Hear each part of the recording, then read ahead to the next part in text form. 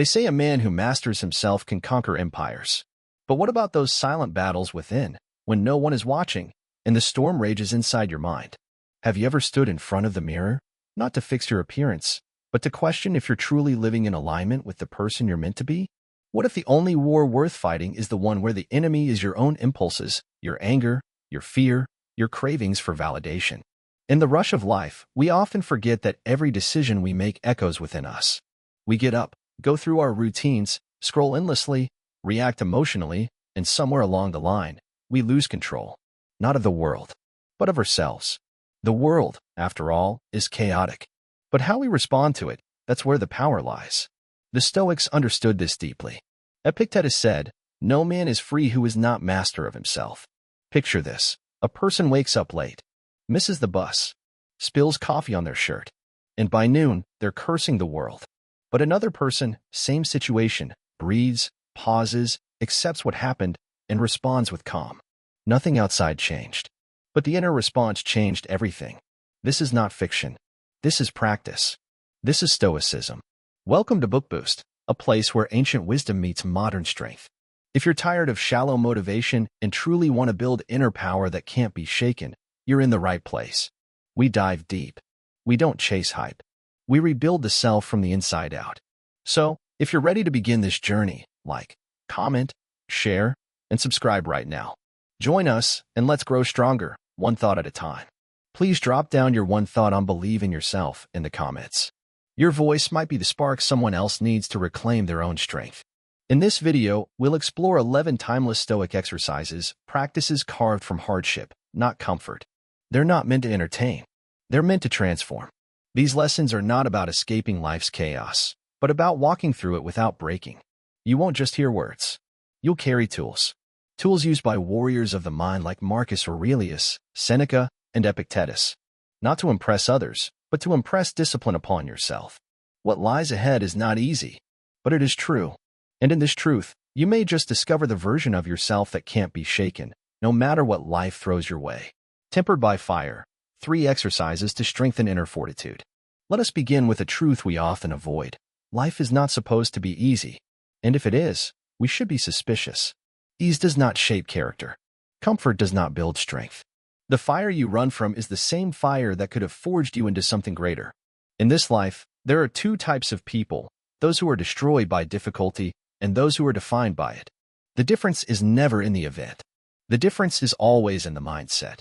Every day we are tested, not always in big, dramatic ways, but in small, subtle moments that seem ordinary at first glance. You wake up tired. Your plans fall apart. Someone says something cruel. The weather turns. A deadline is missed. A door closes. These aren't just inconveniences. These are trials, quiet trials of the spirit.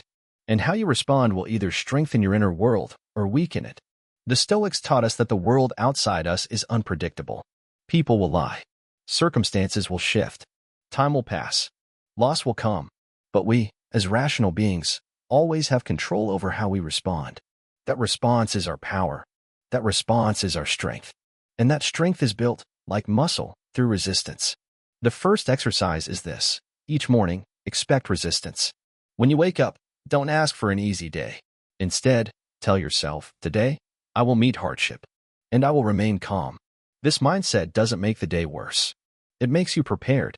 Marcus Aurelius reminded himself every morning that people he met would be meddling, ungrateful, arrogant, dishonest, jealous, and surly. Not to hate them, but to remind himself to keep his own mind steady. There is strength in expecting life to challenge you. And there is wisdom in realizing that challenge is the way. You don't grow stronger by avoiding the cold. You grow by stepping into it and not flinching. Begin your day with this exercise, and you'll see that nothing truly catches you off guard anymore. You are ready. The second exercise is restraint. Not in the dramatic moments, but in the quiet ones. When someone cuts you off in traffic. When your sibling or partner says something sharp.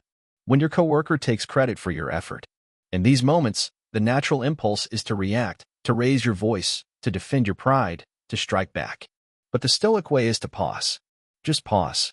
You'll be amazed at what silence can do. Seneca wrote, "No man is more unhappy than he who never faces adversity, for he is not permitted to prove himself." When you hold back a reaction, you are not weak. You are powerful. You're choosing reason over rage. That moment of pause is proof of your strength. You are not a puppet pulled by emotion. You are a human being, capable of self-command. This kind of restraint isn't flashy. It's invisible to the world. But inside you, it's like laying a brick, one brick after another, until you build a fortress no insult can tear down. You're not just reacting to life anymore. You're shaping how you experience it. That's control. That's power. The third exercise is voluntary discomfort. This one is simple, but difficult. Do something every day that makes you uncomfortable. It can be small. Take a cold shower, skip a meal, walk instead of drive, go without your phone for a few hours. These are not punishments. These are practices. The point is to teach your mind and body that you can live without unnecessary pleasures. Most people today are soft, not because they lack potential, but because they fear discomfort. But once you realize you can handle discomfort, fear begins to disappear. If you've walked through the cold and didn't complain, if you've gone without food and stayed calm, if you've sat in silence instead of grabbing your phone, you've trained your will. Seneca used to sleep on the ground once a month and eat the simplest food. He was one of the richest men in Rome, yet he did this to remind himself, is this what I feared? Most fear is a ghost. It vanishes once you face it. When you train yourself in discomfort, you don't become miserable, you become unshakable. Understand this. The exercises are not meant to impress others. No one may even notice what you're doing. But these are internal victories. Quiet, invisible wins. And those are the most powerful ones. The strength built in silence is the strength that carries you through storms. Think of a tree rooted deeply in the earth. The wind howls, the rain lashes, but it does not fall. Why? Because its roots have grown strong from years of resistance. That's you. Each time you resist the urge to lash out, to complain, to chase pleasure, you grow roots. And with time, something incredible happens. You stop fearing the world. You stop fearing discomfort. You stop fearing opinions. Because your strength no longer depends on what happens around you. It comes from within. And nothing external can take away what you've built internally. So let's remind ourselves. Life will test us. Not once, not twice, but every single day. And every single time, we are given a choice. To be ruled by emotion, or to rule it. To break, or to bend and rise again. These Stoic exercises are not ancient rituals. They are living practices. They are tools that sharpen the blade of the mind. The goal is not perfection. The goal is progress. One breath of patience. One moment of restraint. One step into discomfort. That's how we change. That's how we grow. And that is how we become tempered, not weakened, by the fire. Tranquility in chaos. For daily disciplines to silence destructive emotions. There is a stillness that lives inside every human being. A silence untouched by noise. A calm that does not vanish in storms. But most people never find it. Why?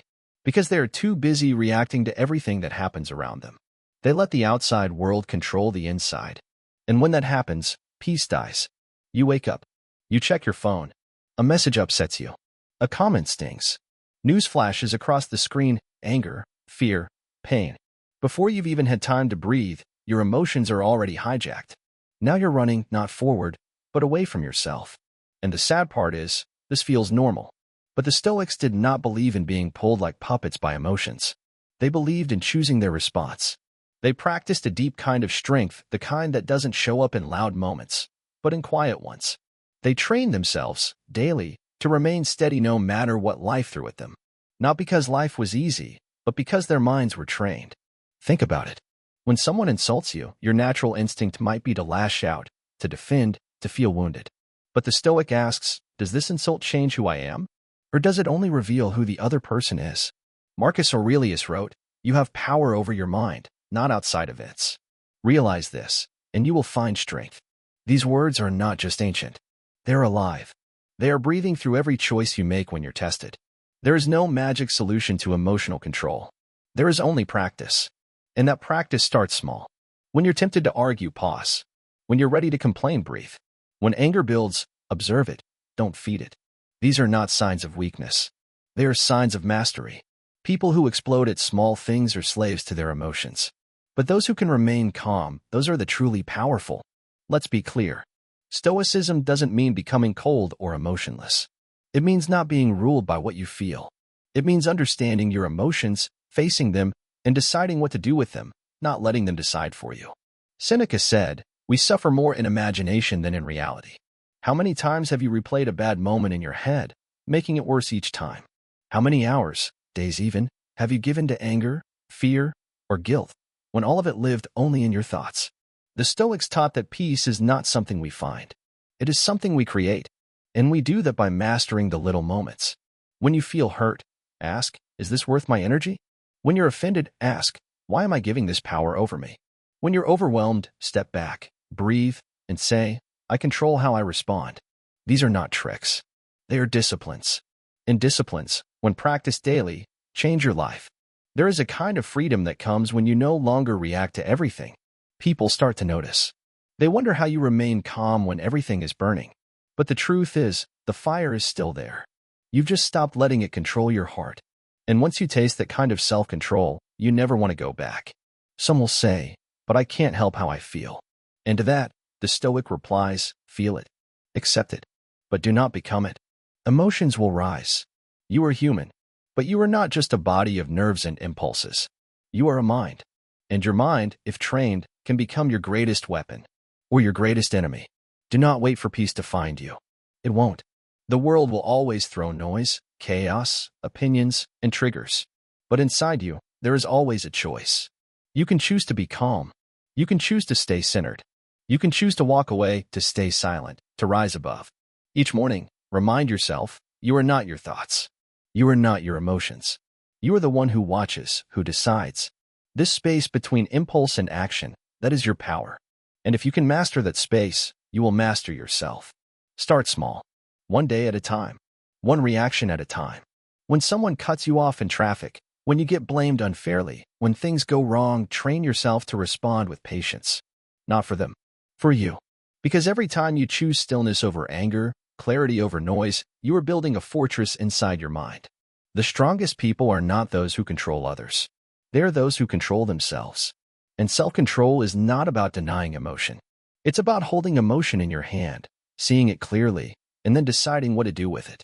That is what separates the wise from the reckless, the free from the enslaved. So ask yourself, right now, what controls you? Is it the world? Or is it your mind? If the answer is not your mind, then it's time to take it back. Slowly, daily, intentionally.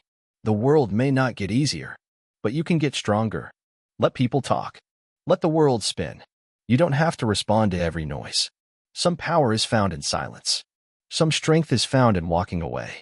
And some peace is found when you stop needing to win every battle and instead choose to win the one within. Because at the end of the day, peace is not the absence of problems. It is the presence of self-mastery. And that is a kind of victory the world cannot touch. We often search outside ourselves for answers, hoping the world will give us peace, strength, or purpose. Yet, the greatest journey is the one inward, where we stand before the mirror of the soul and face what truly matters. This mirror is not one of glass, but of reflection, reflecting our thoughts, actions, and the essence of who we are beneath the noise. The ancient Stoics taught that life's challenges are not obstacles, but opportunities to grow stronger, to sharpen our reason, and to purify our hearts. Marcus Aurelius, a man who ruled an empire, wrote that we must look inside ourselves as if we were our own teachers. What does this mean for us today? It means we must learn to see ourselves clearly, without excuse or illusion. We must hold ourselves accountable and welcome honest reflection as a friend, not a foe. When you look into this mirror of the soul, you will find much to confront. There will be moments of regret, of shame, or anger. But do not turn away. Instead, embrace these moments as necessary steps in your journey. Seneca reminded us that the greatest obstacle to living is expectancy, which hangs upon tomorrow and loses today.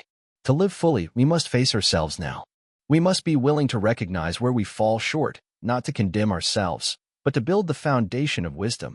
In this reflection, we begin to see the power of our choices. We realize that no external event has power over our peace unless we give it permission. This is the heart of Stoic freedom. Epictetus declared, "It's not what happens to you, but how you react to it that matters." Every trial, every loss, every insult, these are tests of character. The mirror shows us not only who we are, but who we can become if we choose reason over reaction. The mirror also reveals the importance of living with purpose and virtue. It is easy to get lost in distractions, to chase fleeting pleasures, or to be swayed by the opinions of others. But true contentment arises from living according to our nature, acting with justice, courage, wisdom, and self-control. These are not abstract ideas, but the very pillars that hold us steady when the world shakes. Reflect on your daily actions. Are they in line with these virtues? If not, the mirror kindly reminds you to adjust your course.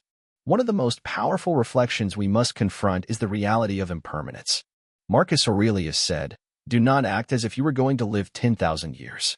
Death hangs over you. While you live, while it is in your power, be good." The mirror does not lie. It reminds us that life is brief and unpredictable. This should not cause despair but urgency, a call to live meaningfully, to let go of petty worries, and to cherish each moment as a gift. When you hold this mirror to your life, you begin to understand that the only true control you have is over yourself, your thoughts, your choices, your attitude. This realization is not limiting but liberating. No matter the chaos around you, the noise of the world, or the cruelty of fate, your inner citadel remains invincible if you guard it well. Many will seek happiness outside themselves, in wealth, fame, or comfort. But the mirror shows that these are shadows, fleeting and unreliable. The true treasure lies in the calm mind and the steady heart, in the acceptance of what is and the courage to change what can be. As Epictetus advised, first say to yourself what you would be, and then do what you have to do. This is the daily work, the daily reflection that shapes us. Not once, but every morning and night. Not as a chore, but as a sacred ritual of self-awareness. To question our motives, to forgive our mistakes, and to recommit to our values. This is how we awaken the soul and live with dignity. There will be times when the mirror shows cracks, times of weakness or doubt. Do not despair. The Stoics understood that strength is born in struggle. Seneca wrote, "Difficulty strengthens the mind, as labor does the body." Each crack is a chance to mend and grow more resilient. The mirror is not a judge, but a guide. In the end, the mirror of the sage is an invitation, a call to live deliberately, to own our freedom, and to rise above the noise of the world. It is the path to mastering ourselves and, through that mastery, to mastering life's uncertainties. This path is not for the faint of heart. It requires courage, patience, and unwavering commitment. But it promises a life of true power, the power to remain unshaken, to act with virtue, and to find peace no matter the storm. So, as we look together into this mirror, let us pledge to meet ourselves honestly and to walk the path of wisdom without turning back. Let us embrace the reflections, the good and the challenging, as the keys to unlocking a life worth living. The Stoics did not promise an easy life. They promised a meaningful one. And that is the gift we can claim if we dare to look deeply.